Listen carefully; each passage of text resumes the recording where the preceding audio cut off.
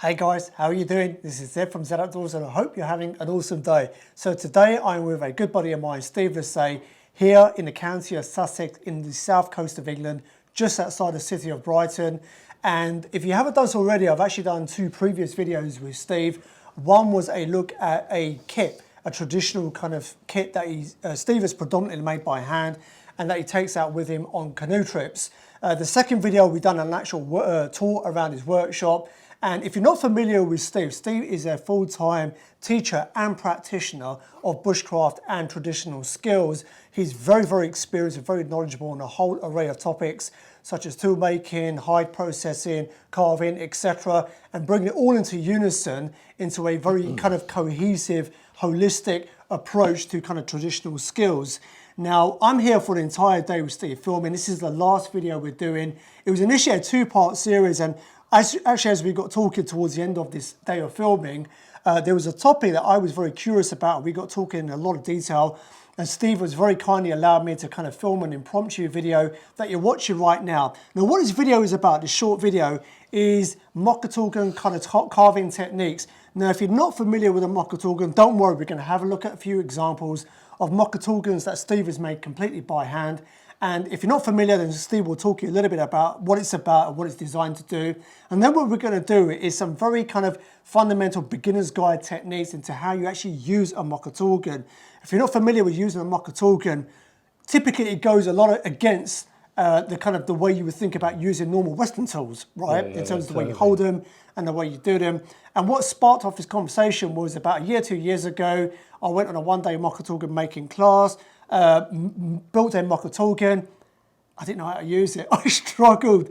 I remember Steve very kindly mentioned all the way back then that he said, look, if ever you need any tips, let me know, I'll be happy to show you. And here we are all this time later in his workshop. So like I said, Steve was very kindly taking the time out for me to document this on video, for me to learn. I'm going to be seeing this for the first time myself and for yourself. So without further ado, we're going to get started with this video where Steve Lassay is going to show you some Mocotaugan carving techniques.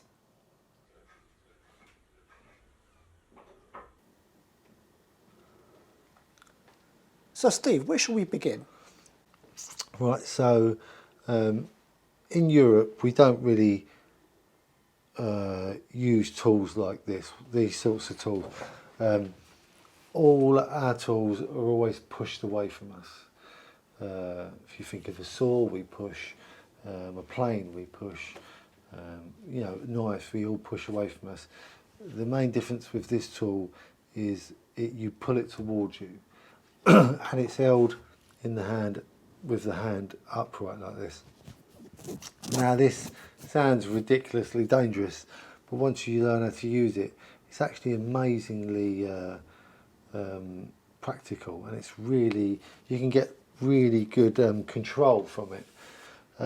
So these knives are like Native American style stuff, and this would have been the knife that is like, it's a multi-tool really.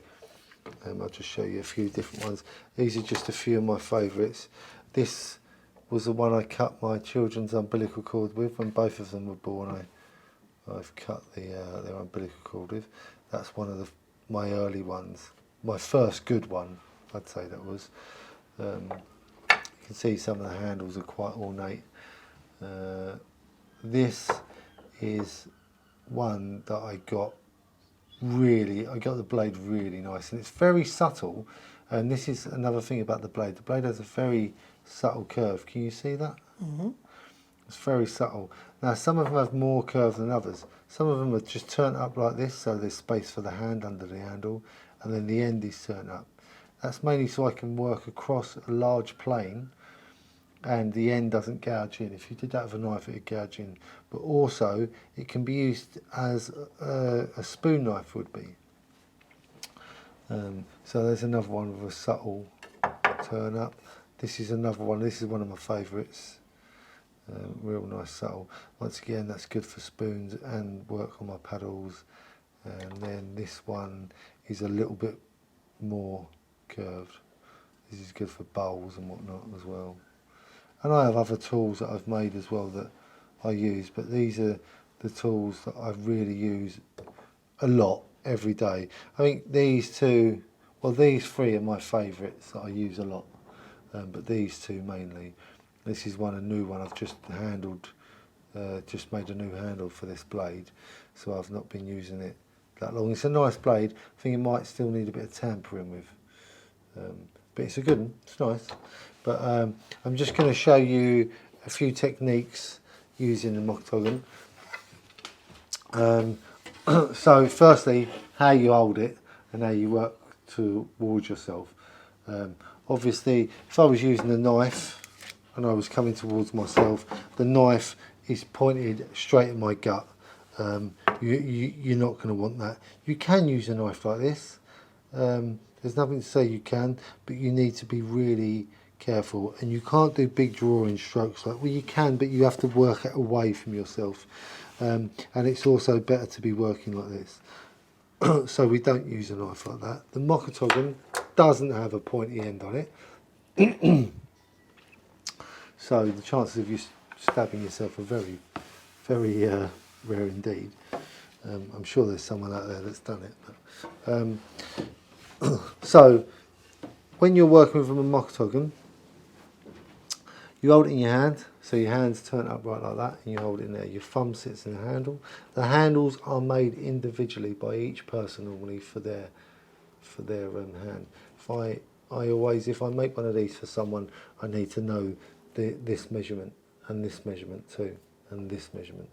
They're all very important, because that means how much pressure you can get on and how you hold the handle when you're working.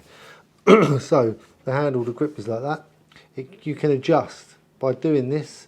You can make a better cut or a deeper cut, and also by tilting the hand slightly, you're changing the cuts. So we come in when we're using the Mocotaugan. We keep the elbow in really tight. Work under our arm if it's big enough like this. Keep the elbow in tight and you draw it down towards you. Now, my arm physically won't go any further than that. I can't physically cut myself. I'm trying, I can't. Yeah, it's not even touching my shirt. So it's safe as long as as soon as that elbow comes out here, that's a different game. So the elbow must always be in tight to the work. And then you just nice draw, gradual strokes. You know, I'm not trying to remove loads of wood off here because this has already been shaped a lot. I'll just see if I can turn it a bit more. So for up here, we'll come in here. You can see how I'm just moving my wrist.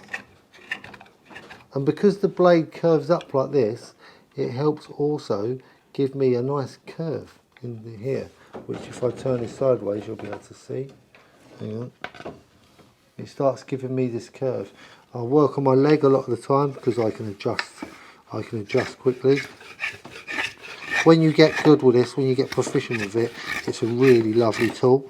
It removes a lot of wood really fast, and it's great for finishing. Now this isn't green wood, this is dried ash. This is like, you know, this stuff's like rock. And you can see how nicely it's working on there.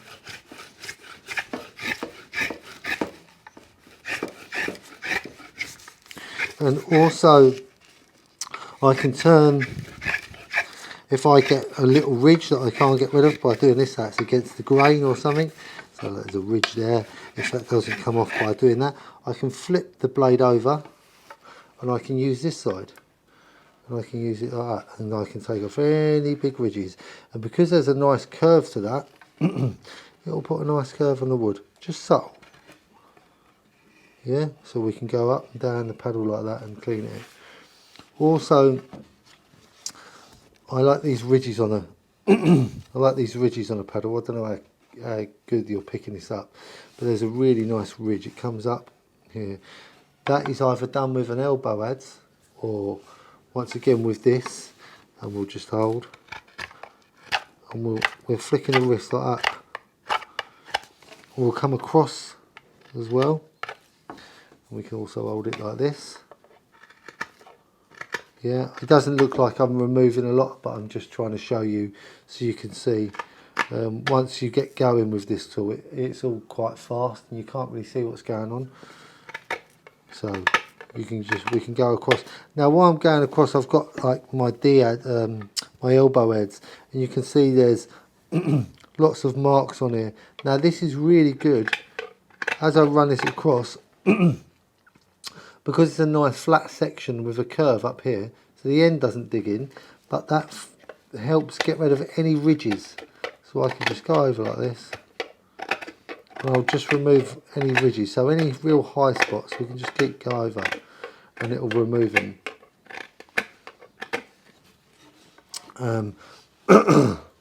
Let's have a look. What else we got? Oh yeah, tops and tails. Once again, we're changing the grip. So instead of working just like this, I mean we can work like this. We can work like that, but changing the grip again like a knife, and you're just going round, cleaning up the paddle. Like a knife, once you get going and you get proficient with this tool, it becomes something that becomes very second nature, and you can just sort of crack on, and you find yourself working quite fast without really, you know, trying to work fast, you know. Different blade. This is a different one. This is that really lovely shallow one. This is really lovely for finishing the paddles and stuff. I really like this one. See if I can get a nice swoop with this.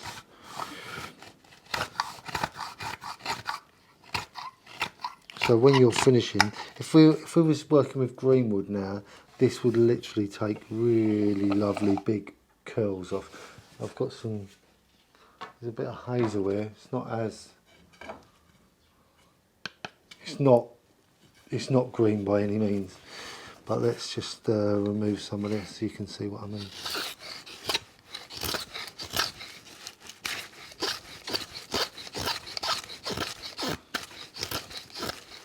This is dry hazel, it's not green.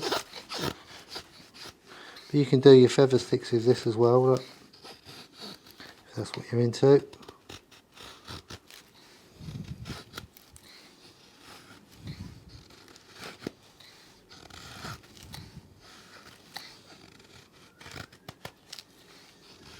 It's a great little knife, and it was used for everything from making canoes, birch bark pots, snowshoes, snow shovels, anything that needed to be made really, because you don't need a vice when you're using it.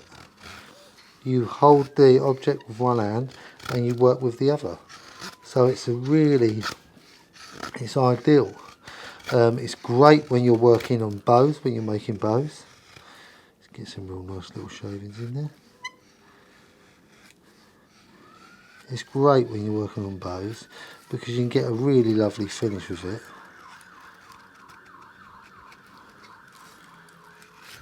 The first time I ever saw the Mocotaugan was on the Ray Mears episode where he built the canoe. Yeah. Most people first saw it there. I got a picture in a book that I showed you earlier that my mum bought when she was a little girl, and that's where they call it a crooked knife in there. I think that's a white man's name for it, but yeah, that's the first time I ever saw it, and she gave me that book when I first saw that book when I was about 4 years old. And this is a bit of yew, once again a bit of dried yew.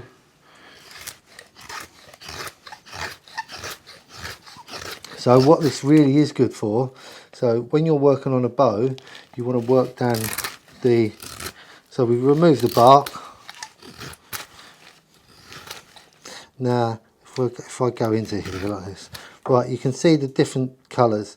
So this is summer growth, winter growth, summer growth again. So what we want to do is get everything down to one ring. If we was making a bow, if we were sinew backing, it wouldn't matter because this stuff doesn't matter when you're sinew backing. But if you was just making like a long bow, this would be what you'd be doing. So that, and also scraping.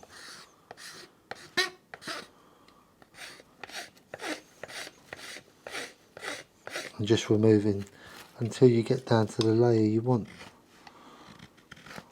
But you've got loads of control with it, and I think, don't get me wrong, there's nothing wrong with a good whittling knife or a good knife.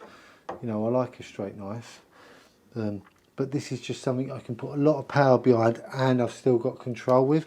I can remove big bits of wood, you know, and I've got loads of control over it. It's a great tool.